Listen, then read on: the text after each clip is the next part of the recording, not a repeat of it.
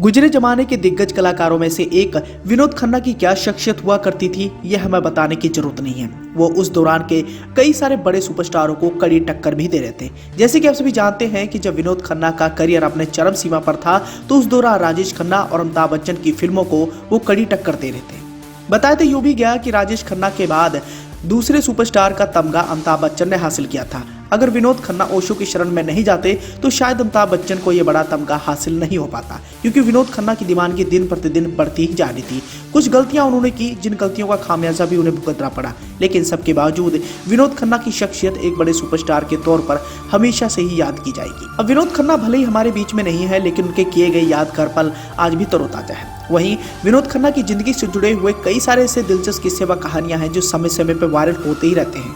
अब विनोद खन्ना जितने बड़े सुपरस्टार थे उतने ही वो दरियादिल इंसान भी थे, और उनकी इसी दरियादिली को लेकर हम आपको एक किस्सा सुनाने वाले हैं, जिस किस्से को सुनने व जानने के बाद आप भी विनोद खन्ना की बहुत ज्यादा इज्जत करने लग जाएंगे। विनोद खन्ना की एक फिल्म काफी ज्यादा खास रही थी, जिस फिल्म का नाम था मुंबई 405 माइल्स, और इसी फिल्म की शूटिंग के दौरान एक बड़ा हादसा होता है, जिस हादसे में उनके एक स्टंटमैन की मौत हो जाती है। इसके बाद जो विनोद खन्ना ने किया था वो वाकई काबिले तारीफ था। दरअसल इस फिल्म में विनोद खन्ना को सेट पर एक फाइटिंग सीन चल रहा था। हालांकि उस दौरान विनोद खन्ना वहां पर मौजूद नहीं थे, लेकिन फाइट सीन को शूट करने के दौरान ही एक फाइटर की जान चली गई। इस बात का खुलासा जूनियर महमूद ने एक मीडिया से खास बातचीत के दौरान किया था।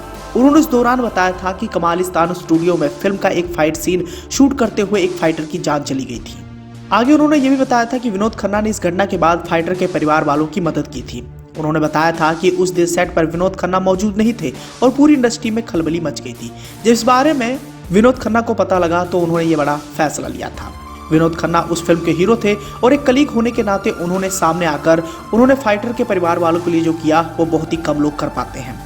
हालांकि इसी बातचीत के दौरान उन्होंने इस बात का भी जिक्र किया था कि विनोद खन्ना बहुत ही नेक इंसान थे। इतनी शोहरत दौलत होने के बावजूद भी उन्होंने कभी भी खुद में घमंड नहीं रखा और हमेशा सबकी मदद की, क्योंकि ये घटना उनके सामने नहीं घटी थी, लेकिन इसके बावजूद वो फाइटर के अचानक निधन के बाद उनकी मदद के लिए आगे आए और उनके परिवार का ध्यान रखा।